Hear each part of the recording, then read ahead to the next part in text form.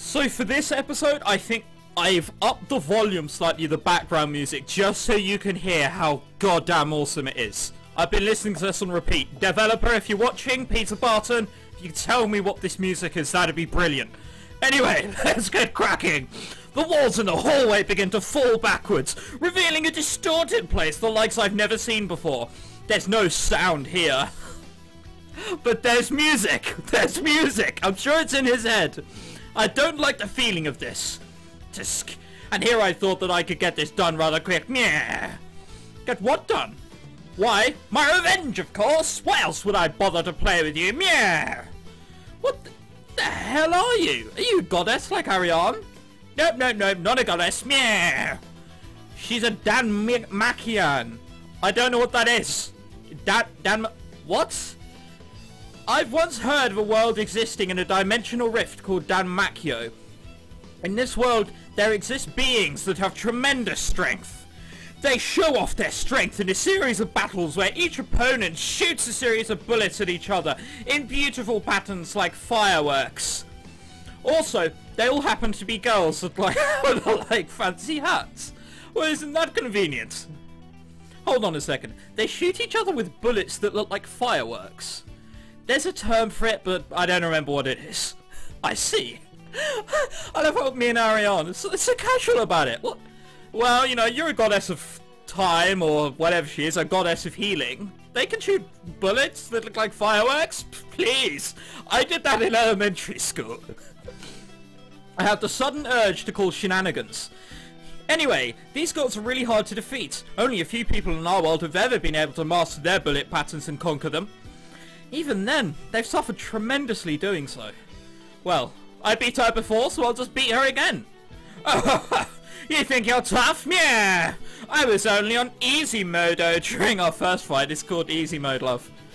Easy modo? I see, so it is true. What? When people challenge Danmachians to a fight, they say that someone can do so on multiple difficulties. What?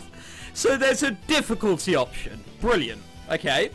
There are 4 levels of difficulty, of which easy modo is for pussies. So I've heard. I see. Shenanigans. Not that I'm saying that you are one. Don't worry, you aren't calling me a pussin. However, a certain brat is. So, how about it? Would you like to 1cc? 1cc. Oh wait, you can't. You've already game overed. Stop talking and just get to the point. Very well. Camilla floats up into the air as multicolored orbs of light surround her. With a wink, they fly straight towards Ariane and I. We miraculously dodge out of the way. If this isn't music for a fight, I don't know what is. That was close. Watch out! Behind me, another wave of those orbs fly at me.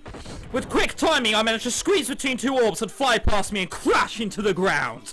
Is this the best you can do? Why don't you try fighting back? Yeah. With what? I don't have shit to attack you with. Or do you? Don't worry, I can help you with that. See? You do. Now stop explaining, let's kill her. Ariane begins to chant. As she chants, a red glow starts to form around my body.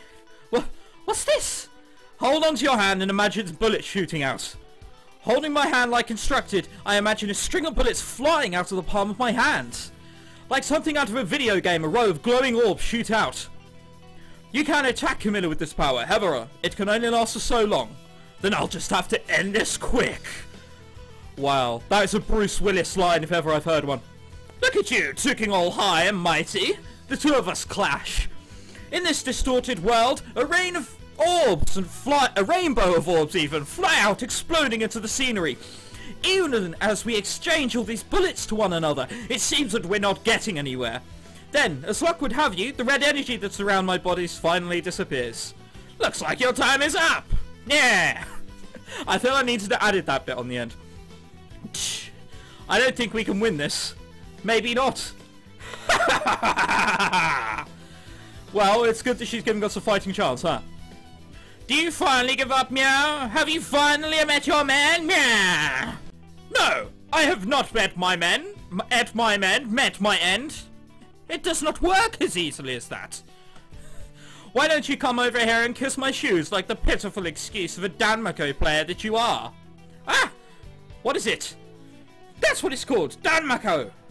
The fighting that we're doing? Yeah, that's it. Doesn't matter since you're about to lose. Camilla holds her hand in the air, collecting glimpses of light as it first forms into the orb the size of a baseball that quickly reaches the size of a large van. It looks like something of Dragon Ball Z. I'm thinking the next attack is going to hurt. Any last word? Yeah. Yes, I do have some last words. Then speak now or forever hold your peace. Your mother. I pull off my shoe and throw it at her. My flying shoe lands directly in her face, causing to drop the ball of light onto herself. As if a nuclear bomb was to set off, a bright light illuminates the distorted world while a large blast of wind throws Ariane and me into the air. The two of us fly backwards while the force of the blast continues to spread outward. Grab my hand! Doing as Ariane says, I grab her hand. Two massive wings sprout from her back. Of course they do.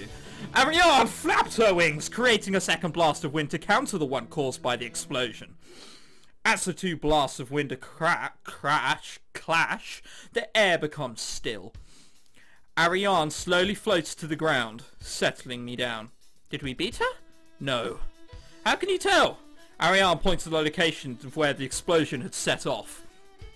There in the air was a smouldering body, smoke rising from the burnt cloth. You.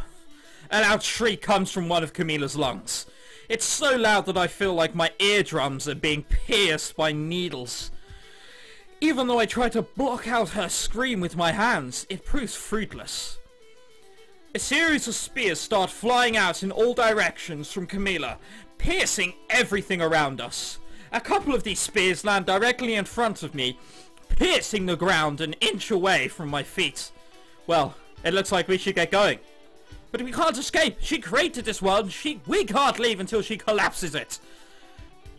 Can we just ask nicely? Or is that not an option? I think I know the answer to that, but you got to ask, right? Ugh. Right as I was about to cuss up a storm, a red sickle pierces the air between Ariane and I. Like an open wound spraying bullet, rays of light shine from this rupture in the air. Stepping out from the light was the figure of a woman, but when I tried to look at her, the blinding light makes it nearly impossible. I see you are in need of assistance. The calm, soothing voice really fits this valiant battle music. Who are you? It's me. As my eyes focus, I begin to see the details of the young woman. She wore a familiar maid outfit that a certain friend's robot wore while grasping onto a red hammer and a sickle. While, of course... Lolly! Why? What?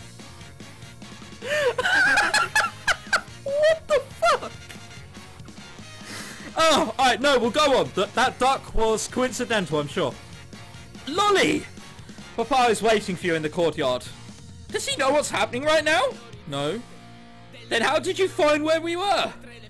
Papa told me to find Mark, so I found Mark. Doesn't explain how you found us. Doesn't matter, there is something I must do right now. Go through this portal and leave her to me. But Lolly! Lolly ignores Ariane's pleas and walks towards Camilla, ignoring the spears of light shooting around here. Ariane, let's go. But what about Lolly? I grab Ariane's hand. She's Doug's robot.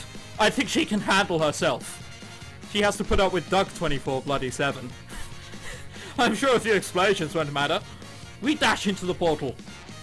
A blinding light surrounds us and a cold chill runs down my spine as we run.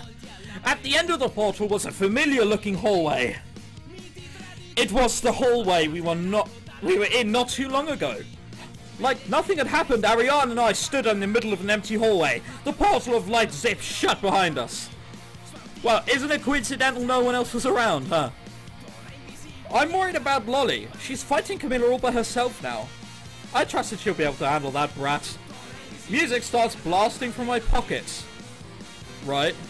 It was my cell phone. I flip it open and answer it. Hello? Aha! Doug hung up. There you are. Doug, standing at the other end of the hallway, points at me. Dude, I've been looking for you. Sorry, Ariane and I were caught up in something. I see, you two must have been dying together. We ran into Camilla. Doug's face grew rather serious at the mention of Camilla. That insane witch? What did she want? Revenge, you know, the usual stuff people want after they get their ass kicked in something. What happened? We were fighting with when Lolly jumped... Oh, until Lolly jumped in and made us come back here. She's still fighting with Camilla even as we speak. Great, that is of no help whatsoever. What? Lolly's fighting Camilla? I want to see. You're better off not seeing. Imagine that dodgeball game, except replace the balls with bullets and spears. Doug lets out an audible gulp. As we stood silently, a giant red sickle comes out from nowhere. As it cuts through the air, I guess, the blade slides down and opens a tear in space-time or whatever the hell it is. Stepping out the tear was Lolly, holding Camilla under her arms. Lolly! I have returned, Papa. Marag, Ariane? Are you alright? Yes, I'm fine. I took some minor damage, but I should be alright. Looks like Camilla is out cold. She was rather fussy, so I took her hat, thus removing her powers. Brilliant. Her hat really was the source of her powers. So what should we do with her? We can't have her running around causing problems for everyone. Well, she only has a grudge with you. Like I said, we can't have her running around causing problems for everyone. I think we should look her up. I'm taking her home. Huh? She is my spoils of war. No. We know you, being a lollycan, having attraction to little children.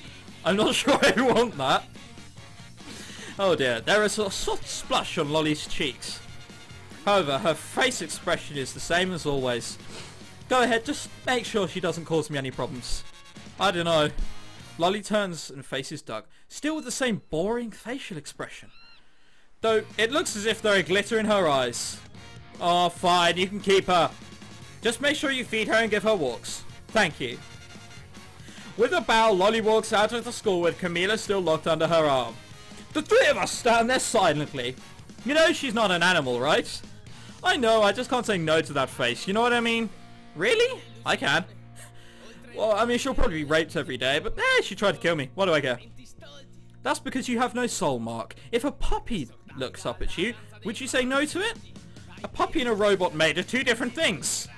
So, is she going to live at your house now? What about her parents?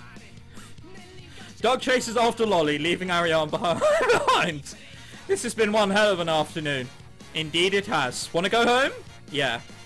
The two of us walk home together, not once speaking about the events that had occurred. Sam was wrong. Right. I'll tell you what. I'm going to end this here. If you guys want me to continue, do let me know. Until then, my name's ChrisTenarium. Thank you very much for watching. Goodbye and Shazam.